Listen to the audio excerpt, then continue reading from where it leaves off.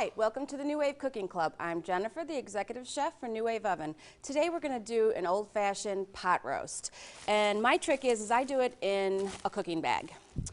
And it's just a one shot in the bag, 60 minutes, power level high, good to go. Go do homework, laundry, whatever.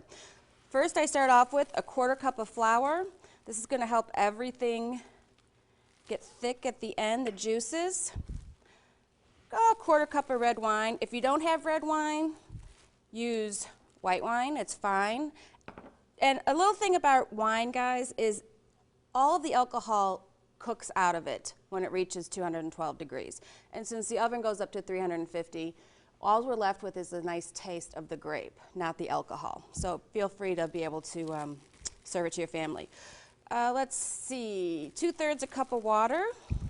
And it's going to seem like a lot of liquid, but once we get the potatoes and carrots and whatnot in there, some parsley, all the measurements will be on the screen for you. I like fresh ground pepper. If you have it, use it. If you don't, just use the regular black pepper. Just adds a little freshness. I give it a little squirt of soy sauce, a little bit of Worcestershire sauce, just a little bit. And then I just clean garlic cloves and put them all in there. Then onions. My trick to the onions so that they don't fall apart is I leave the root on. So just stick them in here. Now the carrots, you know, instead of everybody trying to cut them lengthways like this, you know, you could cut yourself. I like to just do a nice side cut, and they come out at an angle, and I think they cook more evenly. Try and cook them, or excuse me, cut them the same size. So here we go, stick those in. And then potatoes. Potatoes should always be kept in a pantry, cool, dry place, not in the refrigerator, because the starch gets cold, and sometimes, especially when you're doing mashed potatoes and you bring them up to a boil, they'll turn brown on you, and the reason is because the starch has been cold and then it warms up and it just goes blah, you know, kind of gluteny. So keep these in a you know, dry, cool place. These are russet potatoes. You can use red potatoes. If you use red potatoes, you don't even have to peel them. But today I'm using russets because that's what I had. And just stick them in there. Now these oven-safe bags are in your grocer's aisle where you get your garbage bags for your kitchen and whatnot.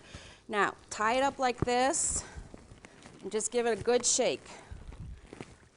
And make sure all of the juices get in there.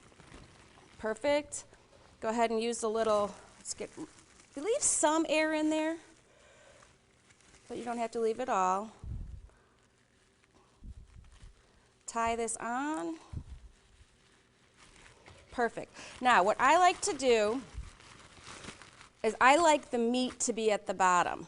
So when I turn this over, all the meat juices are going to brown the vegetables. So I'll show you what I mean. Okay.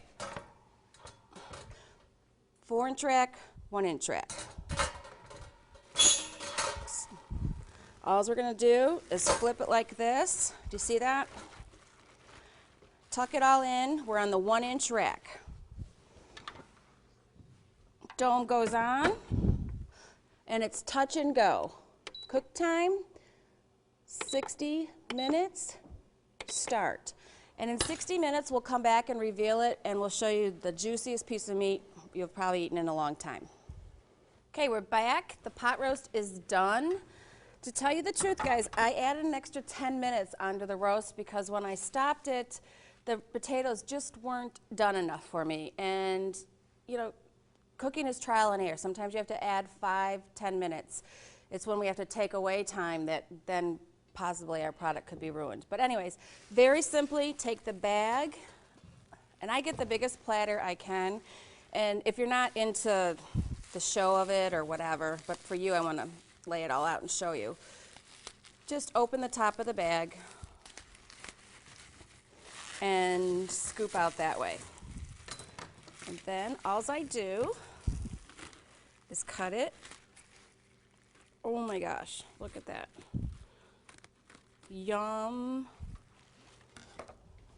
And then very carefully, and the bag is not hot, it's kind of like the tin foil.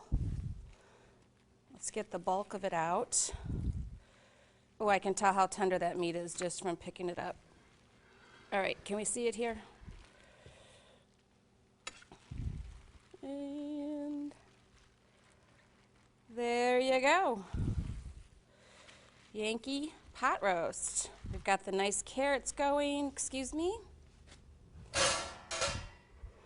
Nice carrots, potatoes, and of course, the beef.